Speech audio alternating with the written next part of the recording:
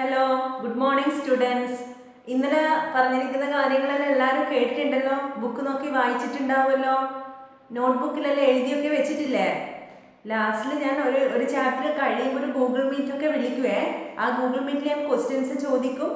അതുകൊണ്ട് കൃത്യമായിട്ട് കാണുക, കണ്ടിട്ട് മനസ്സിലാകുന്നില്ല വീണ്ടും റിവൈൻഡ് ചെയ്ത് കാണുക. ഡിസ്ക്രിപ്ഷനിൽ ഞാൻ പറഞ്ഞിരിക്കുന്ന വേർഡ്സ് ഒക്കെ ഞാൻ എഴുതിയിട്ടുണ്ടാവും, അതൊക്കെ എടുത്ത് നോക്കാം കേട്ടോ. ഇന്നും അതുപോലെയാണ്, ഞാൻ പറയുന്ന പ്രധാന വേർഡ്സ് സെൻറ്റൻസ് ഒക്കെ ഡിസ്ക്രിപ്ഷനിൽ ഞാൻ എഴുതിയിട്ടുണ്ടാവും, നിങ്ങൾക്ക് അത് നോക്കാം വീഡിയോ കണ്ടിട്ട്. അപ്പോൾ ഇന്നലെ നമ്മൾ ബ്രിട്ടീഷുകാരുടെ ഭരണകാലത്ത് ഇന്ത്യൻ അഗ്രികൾച്ചർ സെക്ടറിൻ്റെ അവസ്ഥ ഏതായിരുന്നു അതുവരെ, അതിൽ പ്രത്യേകിച്ച് സെമിനറി റൈറ്റ് വാരി മഹൽവാരി സിസ്റ്റം വരെയാണ് നമ്മൾ എടുത്തത്.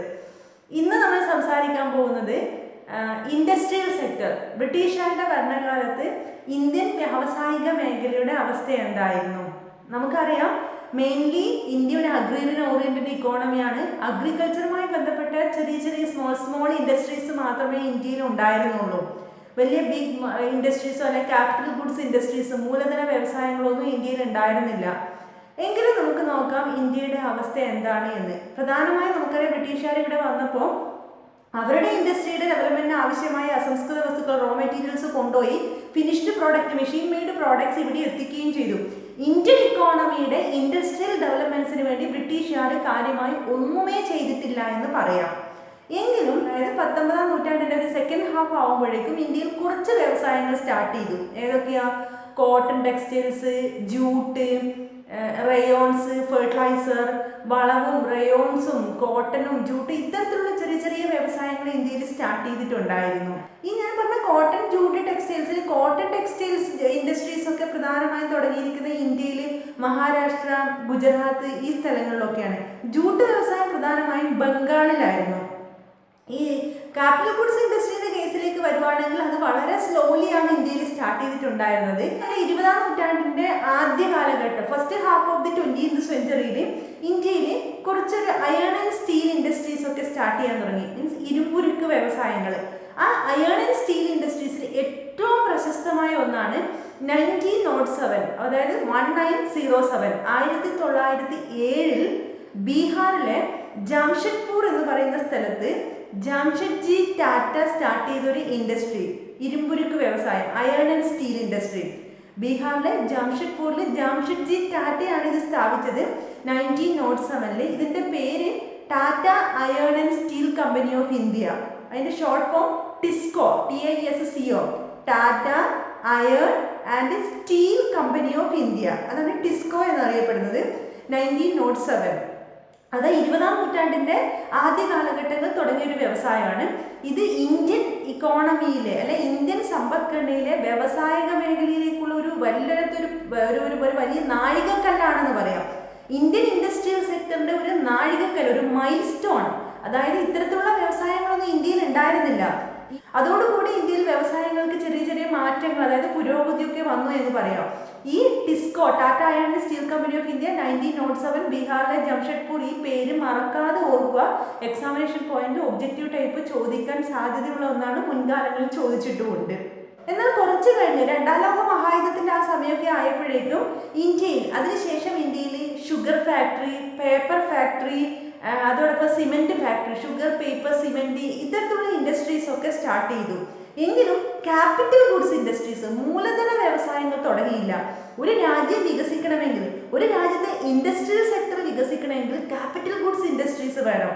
എന്താ ക്യാപിറ്റൽ ഗുഡ്സ് ഇൻഡസ്ട്രീസ് അല്ലെങ്കിൽ കൺസംഷൻ ഗുഡ്സ് ഇൻഡസ്ട്രി എന്ന് പറഞ്ഞാൽ? അതായത് ഒരു ഫർദർ പ്രൊഡക്ഷന് സഹായിക്കുന്ന ഗുഡ്സ് പ്രൊഡ്യൂസ് ചെയ്യുന്ന ഇൻഡസ്ട്രിയാണ് ക്യാപിറ്റൽ ഗുഡ്സ് ഇൻഡസ്ട്രി.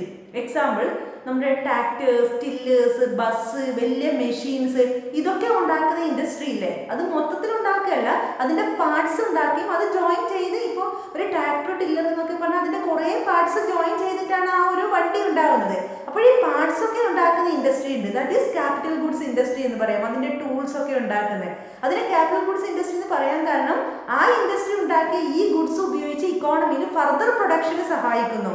അതേസമയം നമ്മുടെ ഡ്രസ്സ്, അതുപോലെ നമ്മുടെ ഫുഡ് ഐറ്റംസ് ഇതൊക്കെ ഉണ്ടാക്കുന്നത്, അല്ലെങ്കിൽ ചപ്പല്, ബാഗ്, ബുക്ക് ഇതൊക്കെ ഉണ്ടാക്കുന്ന കൺസ്യൂമർ ഗുഡ് ഇൻഡസ്ട്രി ആണെന്ന് പറയാം. കാരണം അതൊക്കെ നമ്മൾ എടുത്ത് ഉപയോഗിക്കുന്നു, അല്ലാതെ അത് വേറൊരു സാധനം ഉണ്ടാക്കാൻ വേണ്ടി നമ്മൾ ഉപയോഗിക്കുന്നില്ല. അപ്പോഴേ ഒരു രാജ്യം വികസിക്കണമെങ്കിൽ ഇവിടെ ക്യാപിറ്റൽ ഗുഡ്സ് ഇൻഡസ്ട്രീസ്, മൂലധനം, വൻകിട വ്യവസായങ്ങൾ, വലിയ വലിയ ക്യാപിറ്റൽ ഗുഡ്സ് ഇൻഡസ്ട്രീസ് വേണം. ഇവിടെ ചെറിയ ചെറിയ ഇൻഡസ്ട്രീസ് മാത്രമേ ഇന്ത്യയിൽ ഉണ്ടായിരുന്നുള്ളൂ. അതുകൊണ്ട് തന്നെ ഇന്ത്യൻ വ്യാവസായിക മേഖലയിൽ ബ്രിട്ടീഷുകാരുടെ ഭരണകാലത്ത് കാര്യമായ പുരോഗതി ഉണ്ടായിട്ടില്ല എന്ന് പറയാം. മാത്രമല്ല 1951 ശേഷം ഇന്ത്യയിൽ 5 ഇയർ പ്ലാൻ പ്രോഗ്രാം, അടുത്ത ചാപ്റ്ററിൽ നമ്മൾ പഠിക്കും, പഞ്ചവത്സര പദ്ധതി 5 ഇയർ പ്ലാൻ പ്രോഗ്രാം സ്റ്റാർട്ട് ചെയ്തു. 5 ഇയർ പ്ലാൻ പ്രോഗ്രാമിൽ ഇന്ത്യൻ ഇൻഡസ്ട്രിയൽ സെക്ടറിന്റെ വികസനത്തിന് വേണ്ടി ഒരുപാട് പ്രോഗ്രാം സ്റ്റാർട്ട് ചെയ്തു, എസ്പെഷ്യലി സെക്കൻഡ് 5 ഇയർ പ്ലാൻ. ആ second 5 year plan Indian industrial സെക്ടറിന്റെ വികസനത്തിന് വേണ്ടി ചില പ്രോഗ്രാംസ് സ്റ്റാർട്ട് ചെയ്തതിന്റെ ഭാഗമായി ഇന്ത്യൻ ഇൻഡസ്ട്രിയൽ സെക്ടറിൽ വികസനം ഉണ്ടാവുകയും ഇന്ത്യൻ ഇൻഡസ്ട്രിയൽ സെക്ടറിൽ നിന്ന് നമ്മുടെ GDP നാഷണൽ ഇൻകത്തിലേക്കുള്ള കോൺട്രിബ്യൂഷൻ വർദ്ധിക്കുകയും ചെയ്തു. അതായത് ഒരു രാജ്യത്ത് ഒരു വർഷം മൊത്തം ഉൽപ്പാദിപ്പിക്കുന്ന പ്രോഡക്റ്റ് ആണ് നമ്മൾ GDP, അല്ലെങ്കിൽ അതിന്റെ പണരൂപമാണ് നാഷണൽ ഇൻകം എന്ന് പറയുന്നത്. അപ്പോൾ ബ്രിട്ടീഷുകാരുടെ ഭരണകാലത്ത് ഇന്ത്യൻ ഇൻഡസ്ട്രിയൽ സെക്ടറിൽ നിന്ന് നമ്മുടെ നാഷണൽ ഇൻകത്തിലേക്ക് കാര്യമായി ഒരു പുരോഗതിയും ഒരു കോൺട്രിബ്യൂഷനും ഉണ്ടായിട്ടില്ല. എങ്കിൽ 5 ഇയർ പ്ലാൻ പ്രോഗ്രാം നമ്മൾ സ്റ്റാർട്ട് ചെയ്തു. സ്വാതന്ത്ര്യം കിട്ടി 5 ഇയർ പ്ലാൻ പ്രോഗ്രാം ഒക്കെ തുടങ്ങിയപ്പോൾ ഇൻഡസ്ട്രിയൽ സെക്ടറിൽ ചെറിയ രീതിയിലുള്ള വർധനവൊക്കെ ഉണ്ടായി. ഏകദേശം സെക്കൻഡ് 5 ഇയർ പ്ലാൻ ആ സമയമൊക്കെ ആകുമ്പോൾ ഇന്ത്യൻ ഇൻഡസ്ട്രിയൽ സെക്ടറിൽ തന്നെ മൊത്തം നാഷണൽ ഇൻകത്തിന്റെ 13% കോൺട്രിബ്യൂട്ട് ചെയ്തിട്ടുണ്ടായിരുന്നു.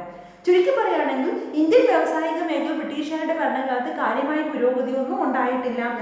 ഏറ്റവും നാഴികക്കല്ലായ ഇന്ത്യൻ വ്യാവസായിക മേഖല പറയാൻ പറ്റുന്ന iron and steel company of India, അതായത് Tata iron and steel company of India 1907 ബീഹാറിലെ ജാംഷഡ്പൂർ എന്ന് പറയുന്ന സ്ഥലത്ത് സ്റ്റാർട്ട് ചെയ്തതാണ്.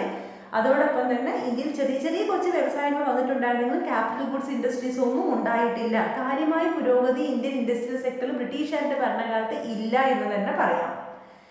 അടുത്തതായി നമ്മൾ പറയാൻ പോകുന്നത് ഫോറിൻ ട്രേഡ്, ഇന്ത്യയുടെ വിദേശ വ്യാപാരം. വിദേശ വ്യാപാരം, അതായത് വ്യാപാരം, വിദേശ വ്യാപാരം എന്ന് പറഞ്ഞാൽ അവിടെ നമ്മൾ ഓർക്കേണ്ട 2 കാര്യമാണ്: കയറ്റുമതിയും ഇറക്കുമതിയും, ഇമ്പോർട്ടും എക്സ്പോർട്ടും. ഇമ്പോർട്ട് എന്ന് പറഞ്ഞാൽ മറ്റു രാജ്യത്ത് നിന്ന് നമ്മൾ വാങ്ങി ഇങ്ങോട്ട് കൊണ്ടുവരുന്നത്. എക്സ്പോർട്ട് എന്ന് പറഞ്ഞാൽ നമ്മുടെ ആവശ്യം കഴിച്ച് ഇവിടെ അധികമുള്ളത് നമ്മൾ കയറ്റി അയക്കുന്നത്. അപ്പോൾ കയറ്റി അയക്കുമ്പോൾ, എക്സ്പോർട്ട് ചെയ്യുമ്പോൾ നമുക്ക് തിരിച്ച് വരുമാനം കിട്ടും.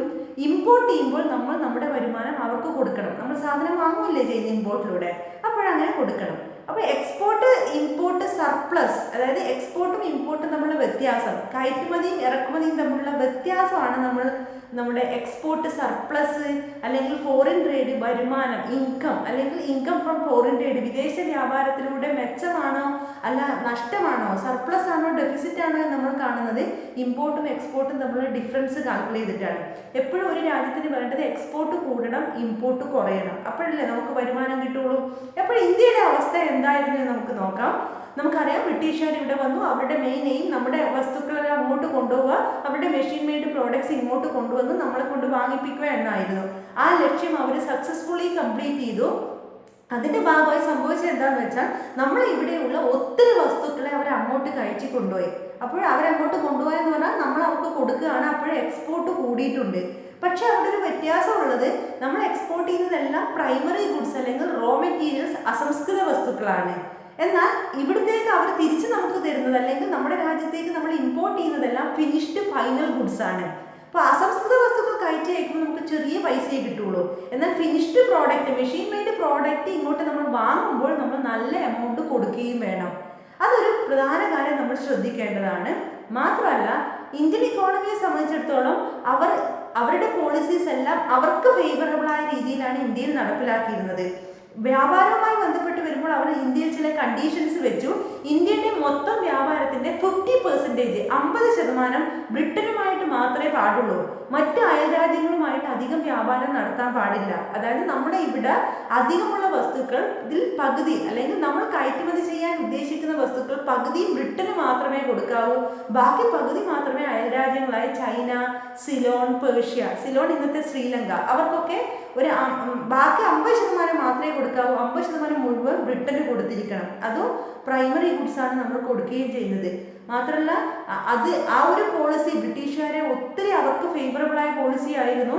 മാത്രമല്ല, ഇന്ത്യയിൽ സൂയസ് കനാലൊക്കെ സ്റ്റാർട്ട് ചെയ്തപ്പോഴും അവരുടെ വ്യാപാരത്തിനെ ഒത്തിരി പോസിറ്റീവായി സപ്പോർട്ട് ചെയ്യുന്നതിന് വേണ്ടി സഹായകരമായി. അപ്പോൾ ഇന്ത്യൻ വ്യാപാര മേഖലയിൽ വലിയൊരു മാറ്റം കൊണ്ടുവന്ന ഒന്നായിരുന്നു സൂയസ് കനാൽ എന്ന് വേണമെങ്കിൽ പറയാവുന്നതാണ്.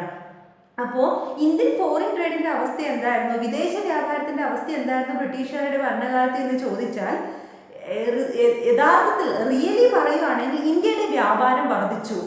പക്ഷേ ഇന്ത്യയുടെ വ്യാപാരം വർദ്ധിച്ചുവെങ്കിലും അതിൻ്റെ ബെനിഫിറ്റ് ഇന്ത്യക്ക് എൻജോയ് ചെയ്യാൻ പറ്റിയിട്ടില്ല. അതൊരു പാരഡോക്സ് ആണ്. ഒരു പാരഡോക്സിക്കൽ സിറ്റുവേഷൻ ആണ് നടന്നത്. അതായത് ഒരു വിരോധാഭാസമാണ് നടന്നത്. അതായത് വ്യാപാരം കൂടി, എന്നാൽ കിട്ടിയ വരുമാനം നല്ലതും അല്ല. കാരണം നമ്മൾ പ്രൈമറി ഗുഡ്സ് ആണ് എക്സ്പോർട്ട് ചെയ്യുന്നത്, ഫിനിഷ്ഡ് പ്രോഡക്റ്റ് അല്ല. ബ്രിട്ടൻ ഇങ്ങോട്ട് ഇറക്കുമതി ചെയ്യുന്നത് ഫിനിഷ്ഡ് പ്രോഡക്റ്റ്, വില കൂടിയ ഫൈനൽ ഗുഡ്സ് ആണ് അവർ ഇറക്കുമതി ചെയ്ത് നമുക്ക് തന്നിരുന്നത്. മുൻകാലങ്ങളിൽ നമ്മൾ കരകൗശല വസ്തുക്കളൊക്കെ കയറ്റി വെച്ചിരുന്നു. ബ്രിട്ടീഷുകാർ വന്നപ്പോൾ നമ്മുടെ അതെല്ലാം കുളമായി പോയി. അപ്പോഴേ ഇന്ത്യക്ക് എക്സ്പോർട്ട് സർപ്ലസ് ചെറിയ രീതിയിൽ വന്നിരുന്നു, പക്ഷെ അതിന്റെ ബെനിഫിറ്റ് ഇന്ത്യക്ക് എൻജോയ് ചെയ്യാൻ പറ്റിയില്ല. അതൊരു വിരോധാഭാസമാണ്, ഒരു പാരഡോക്സിക്കൽ സിറ്റുവേഷൻ ആണ്. മാത്രമല്ല, ഇന്ത്യക്ക് കിട്ടിയിരുന്ന എക്സ്പോർട്ട് സർപ്ലസ് അല്ലെങ്കിൽ ഫോറിൻ ട്രേഡ് സർപ്ലസും ഇന്ത്യ എന്നെ ജനങ്ങൾ എൻജോയ് ചെയ്തതിന് പകരം അത് ബ്രിട്ടീഷുകാരുടെ ഇന്ത്യയിലെ അഡ്മിനിസ്ട്രേഷന്, ഭരണപരമായ കാര്യങ്ങൾക്ക് വേണ്ടിയും അവരുടെ വാർ പർപ്പസ്, അവരുടെ യുദ്ധങ്ങൾക്ക് വേണ്ടിയുള്ള ചെലവിന് വേണ്ടിയും അവരെടുത്ത് ഉപയോഗിച്ചു. അതും ബ്രിട്ടീഷുകാർക്ക് ഗുണകരമായ രീതിയിൽ അവർ തീരുമാനിച്ചു, നടപ്പിലാക്കി. ഇന്ത്യക്കാർക്ക് അതിൻ്റെ ഒരു ബെനിഫിറ്റും കിട്ടിയില്ല. മാത്രമല്ല, ഇന്ത്യയിൽ വേറെ ചില പ്രോബ്ലംസ് സംഭവിച്ചു. നമ്മൾ ഇവിടുത്തെ primary products our കയറ്റിക്കൊണ്ടുപോയി.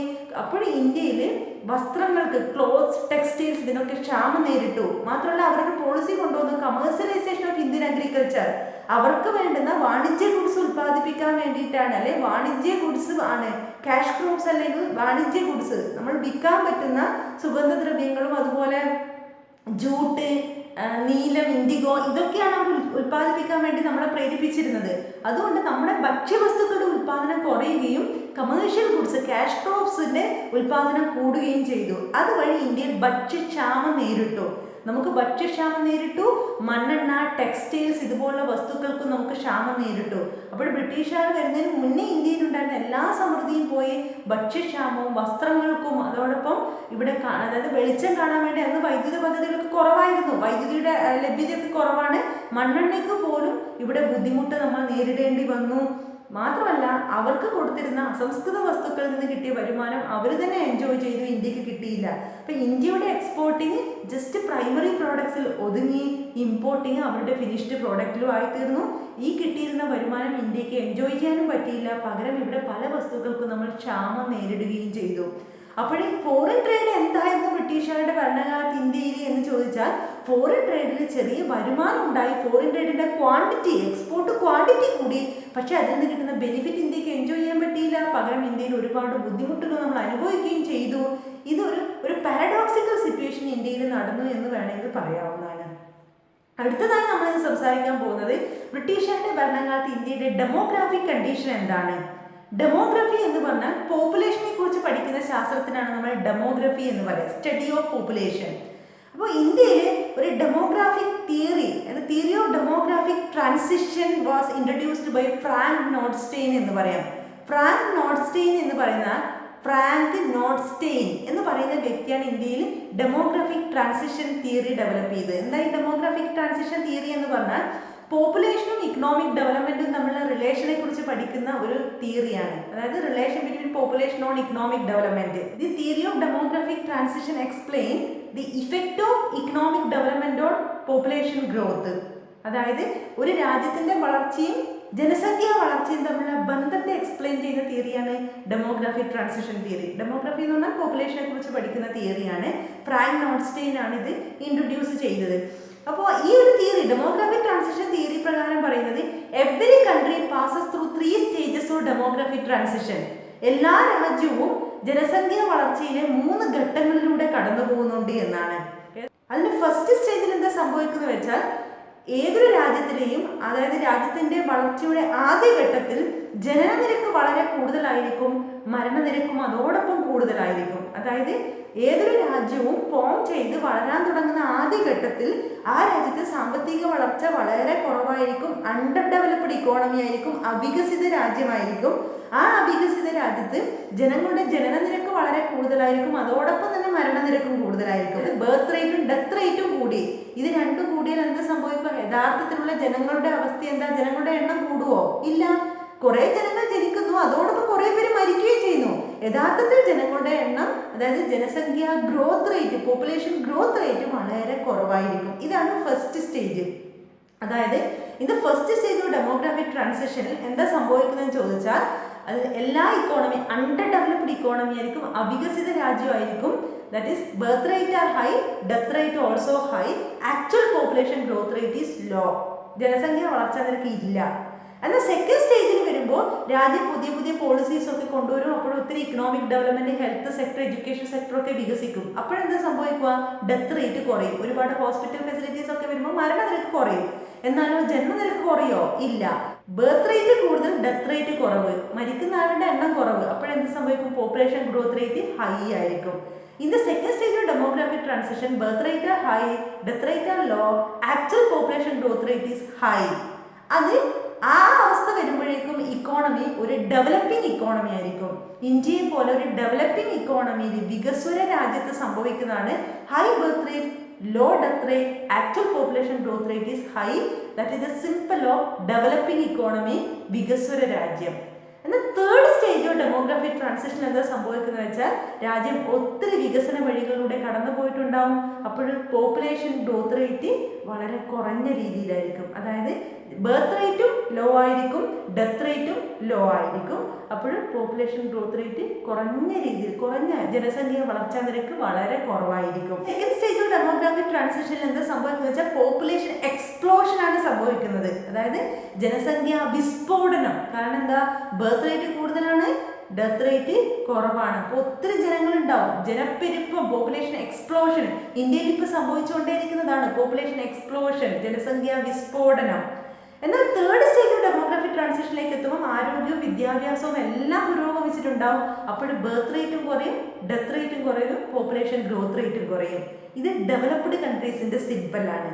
Birth rate are low, death rate are low, population growth rate also low, and this is a symbol of developed economy, educated economy.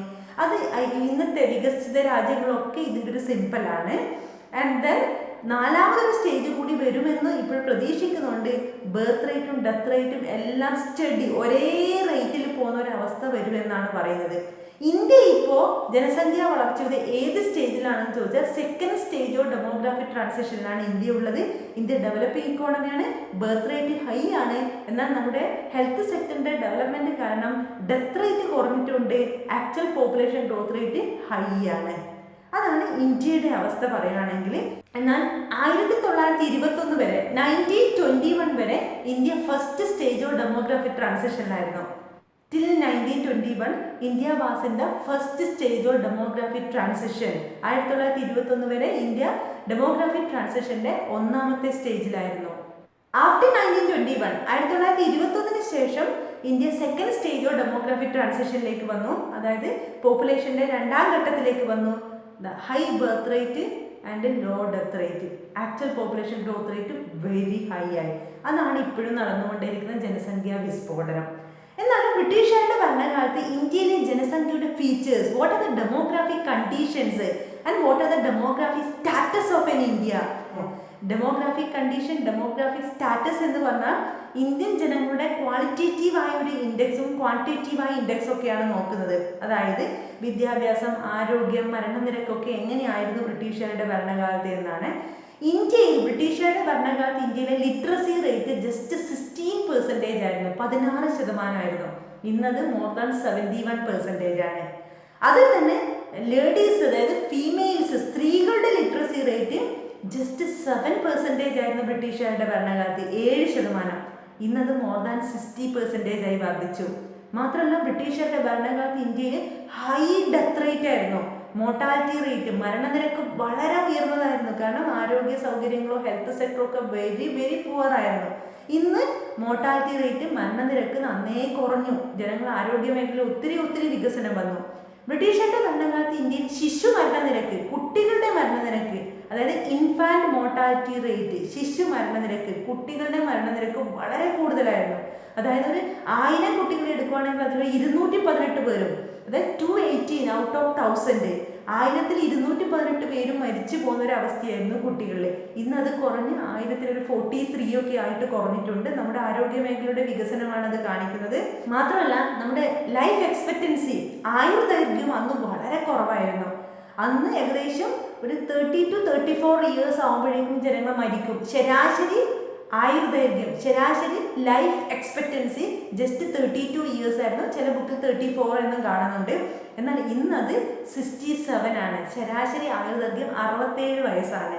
അന്നത് വളരെ കുറവായിരുന്നു. മാത്രമല്ല ഹെൽത്ത് ഫെസിലിറ്റീസും എഡ്യൂക്കേഷൻ ഫെസിലിറ്റീസും ഒക്കെ ബ്രിട്ടീഷുകാരുടെ ഭരണകാലത്ത് വളരെ വളരെ പുവറായിരുന്നു. അപ്പോൾ ഇന്ന് നമ്മൾ സംസാരിച്ചിരിക്കുന്നത് ബ്രിട്ടീഷുകാരുടെ ഭരണകാലത്ത് ഇന്ത്യൻ ഇൻഡസ്ട്രിയൽ സെക്ടറിൻ്റെ അവസ്ഥ എന്തായിരുന്നു, ആൻഡ് ഇന്ത്യൻ ഫോറിൻ ട്രേഡ് എന്തായിരുന്നു, ഇന്ത്യൻ ഡെമോഗ്രാഫിക് കണ്ടീഷൻസ്, ഇന്ത്യയിലെ ജനസംഖ്യയുടെ അവസ്ഥ എന്തായിരുന്നു എന്നാണ്. ഇതിൽ പ്രധാനമായി എക്സാമിനേഷൻ പോയിന്റ് ഓർക്കേണ്ടത് ഇൻഡസ്ട്രിയൽ സെക്ടറിൽ iron and steel company of India, Tata iron and steel company of India TISCO 1907 start ചെയ്തു. പിന്നീട് ഏറ്റവും പ്രധാനമായി ഓർക്കേണ്ടത് നമ്മുടെ ഡെമോഗ്രാഫിക് തിയറിയിലെ till 1921 India was in the first stage of demographic transition. അതോടൊപ്പം ഇന്ത്യയിലെ ജനസംഖ്യയെക്കുറിച്ചുള്ള ഈ കാൽക്കുലേഷൻസ് ഒക്കെ നടന്നത് 1881 1881 ഇന്ത്യയിൽ ആദ്യമായി ജനസംഖ്യ കാൽക്കുലേഷൻ നടന്നത്. അതിനുശേഷം ഓരോ 10 ഇയേഴ്സ് കഴിയുമ്പോൾ, ഓരോ 10 വർഷം കൂടുമ്പോഴും ഇന്ത്യയിൽ ജനസംഖ്യ കാൽക്കുലേഷൻ നടക്കും. 10 വർഷം കൂടുമ്പോഴും ജനസംഖ്യ കണക്കെടുപ്പ് നടക്കുന്നതുകൊണ്ടാണ് അതിന് സെൻസസ് എവറി 10 ഇയേഴ്സിൽ നടക്കുന്നുണ്ട്. അപ്പോൾ ഫസ്റ്റ് സെൻസസ് നടന്ന ഏത് വർഷമാണെന്ന് ചിലപ്പോൾ എക്സാമിന് ചോദിക്കും. 1881. അതുപോലെ ഇന്ത്യ 1921 വരെ ഫസ്റ്റ് സ്റ്റേജിലായിരുന്നു പോപ്പുലേഷൻ്റെത്. അതിനുശേഷം സെക്കൻഡ് സ്റ്റേജിലേക്ക് വന്നു. ഇപ്പോഴും ഇന്ത്യ സെക്കൻഡ് സ്റ്റേജിലാണ്, തേർഡ് സ്റ്റേജിലേക്ക് കടക്കാൻ പോകുന്നതേ ഉള്ളൂ. അപ്പോൾ ഇത്രയും കാര്യങ്ങളാണ് പ്രധാനമായി നമ്മൾ ഓർക്കേണ്ടത്. അപ്പോൾ ഈ വീഡിയോ നിങ്ങൾ നന്നായി ശ്രദ്ധിക്കുക. നിങ്ങൾക്ക് എന്തെങ്കിലും ഡൗട്ട് ഉണ്ടെങ്കിലും നിങ്ങൾ വീണ്ടും വീഡിയോ കണ്ടു നോക്കുക, നിങ്ങൾക്ക് ക്ലിയർ ആവും. ഈ പ്രധാനപ്പെട്ട കാര്യങ്ങളൊക്കെ ഞാൻ ഡിസ്ക്രിപ്ഷനിൽ ഇടുന്നതായിരിക്കും, നിങ്ങൾ വായിച്ചു നോക്കുക. അതോടൊപ്പം വിക്ടേഴ്സിൻ്റെ ക്ലാസ് നിങ്ങൾ കൃത്യമായി കാണണം. അതിന് പുറമെയാണ് ഇത് കാണേണ്ടത്. എക്സാമിനേഷൻ പോയിന്റ് ഇമ്പോർട്ടൻ്റ് ആയ കാര്യം ഞാൻ സൂചിപ്പിച്ചിട്ടുണ്ട്. ഇനി ഒരു ഗൂഗിൾ മീറ്റ് വിളിക്കുമ്പോൾ അവിടെയും ഞാൻ ഓർമ്മിപ്പിക്കുന്നതായിരിക്കും. ഓക്കെ, അപ്പോൾ അടുത്ത ദിവസം നമുക്ക് വീണ്ടും കാണാം. ആ ഒരു ക്ലാസ്സോട് കൂടി ഈ ചാപ്റ്റർ നമുക്ക് തീരും. അതിനുശേഷം നമുക്കൊന്ന് കൺക്ലൂഡ് ചെയ്യാം. ഓക്കെ, അടുത്ത ക്ലാസ് കാണുന്നവരേക്കും ബൈ ബൈ.